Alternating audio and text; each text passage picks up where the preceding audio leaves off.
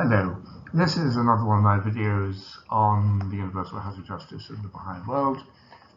This one on the Continental Boards of Counsellors, which is the second part of the chapter on the hands of the cause and related institutions.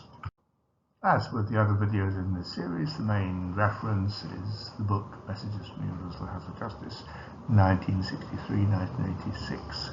I'll give the details of that below the video.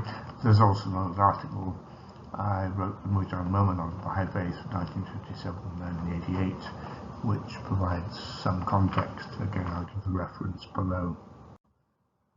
So this is in the first of the three sections on institutional developments.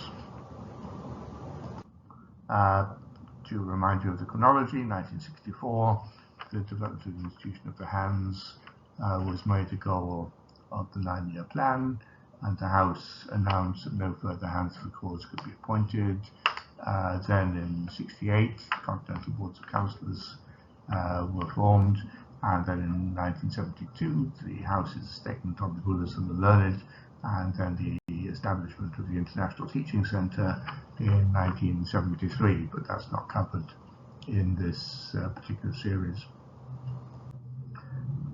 Then the Continental Board of Counsellors. The context is this. With the decision made that it was not possible for the Universal House of Justice to appoint further hands of the cause, and the evident fact that the existing hands would all eventually die, the House decided that some means should be devised to extend the functions of the institutions of the hands, specifically the protection and propagation of the faith, into the future. By the very nature of the situation, freeing the hands of less essential work so that they could concentrate their energies on their major functions could only be a temporary expedient, however.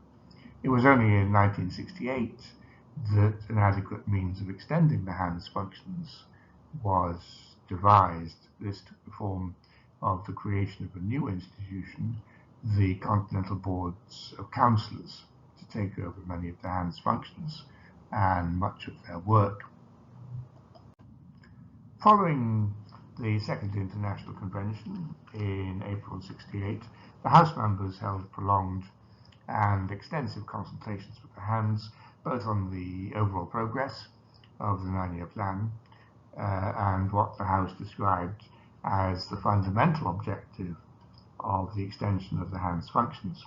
The fruits of these deliberations were announced on the 21st of June 1968 with the news that 11 Continental Boards of Counsellors would be established, each to be responsible for a specific geographical area. Oh, and I should note here, in case some of you are confused by such things, I'm using the British spelling of counsellors with double L here, not the American. The details of the board's responsibilities were outlined 3 days later, along with the list of those appointed. The death of one of the hands of the cause, Mr. Herman Grossman, just a few weeks later, in July 1968, underlined the timeliness of this development. As the House itself noted, the Baha'i administrative system was subject to what they referred to as majestic unfoldment and had been marked by the successive establishment of its various institutions, of which this was the latest. The decision to establish new boards had evidently followed a prolonged period of thought and discussion. During the first 4 years of the 9-year plan, much thought had been given to the question of perpetuating the functions of the hands, and there had been extensive study of the relevant Baha'i texts. This had culminated in the recent consultations with the hands. A framework for decision-making had become evident. First, the House saw no way in which additional hands of the cause could be appointed.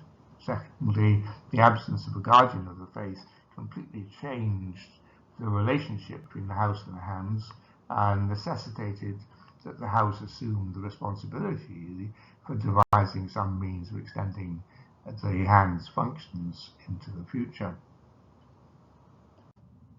And 3, Any institutional changes should be made as soon as possible so as to reinforce and supplement the work of the present hands of the cause and take full advantage of the opportunity of the hands themselves to assist in launching and guiding any new procedures.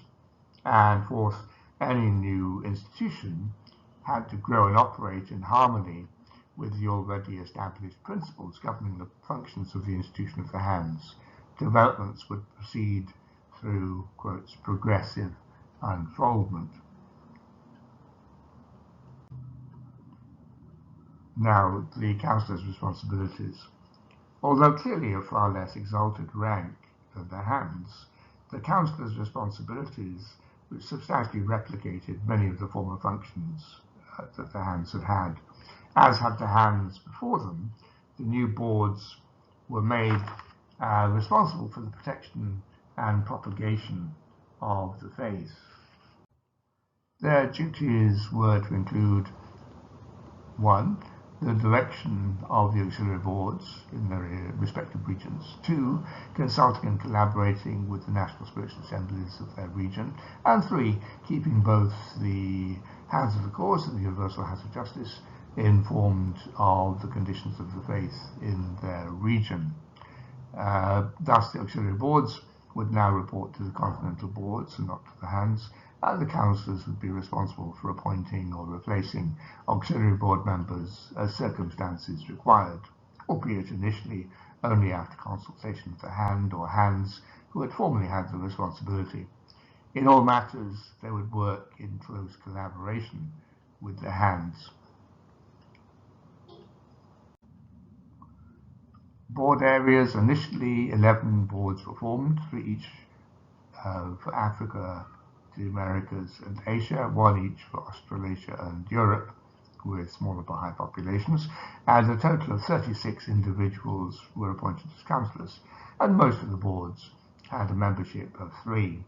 The board areas were as follows: in Africa, Northwest, Central and East and Southern; in the Americas, North, Central and South; in Asia, Western, Southeast and Northeast; and then the separate ones for Australasia and Europe.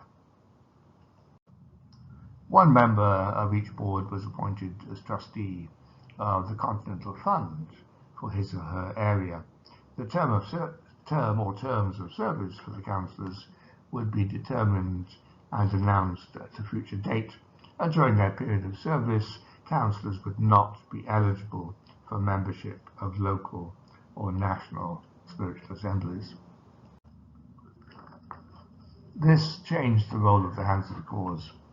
The creation of the Continental Board significantly changed the role of the hands, relieving them from even more of the routine work which had hitherto been their lot to deal with. Freed from oversight of the auxiliary boards, the hands, the chief stewards of Baha'u'llah's embryonic world commonwealth, and one of the most precious assets which the Baha'i world possessed, would be able to concentrate more of their energies on their more primary responsibilities of general protection and propagation of the faith, working to preserve the spiritual health and vitality of Baha'i communities throughout the world. Whilst each hand would continue to have a special concern for Baha'i matters in their own geographical area, all would now be able to operate increasingly on an intercontinental level, assuming a substantially more worldwide role, and enabling them to add tremendous impetus to the global diffusion of the faith and the inspiration of the Baha'is. In this context, the House would call on them to undertake special missions on its behalf, to represent it on both Baha'i and other occasions, and to keep it informed about the welfare of the cause. Although freed from routine administrative duties, the hands would have the prerogative and obligation to consult with both the new continental boards and the national assemblies on any matter which they considered to affect the interests of the faith. The hands who resided in Haifa would also act as a liaison between the House of Justice and the continental boards. Again, at a future propitious time, they would help the House in the establishment of the International Teaching Centre referred to in Sheikh Effendi's writings. The Hands also retained the authority, subject to the approval of the House, for the expulsion and reinstatement of covenant breakers. So that's all I'll say for this particular video. Many thanks to you for listening, and particular thanks to my patrons for their kind support and encouragement. Without them, I wouldn't be able to make these videos. You're very welcome to support my channel if you so wish. Please do like, comment, and share on the videos. It really does help. Subscribe if you want to be notified of future videos. I'll give a Patreon link below in case you want to provide practical support. Next week, we'll talk mostly about the rulers and the learned. Have a good day.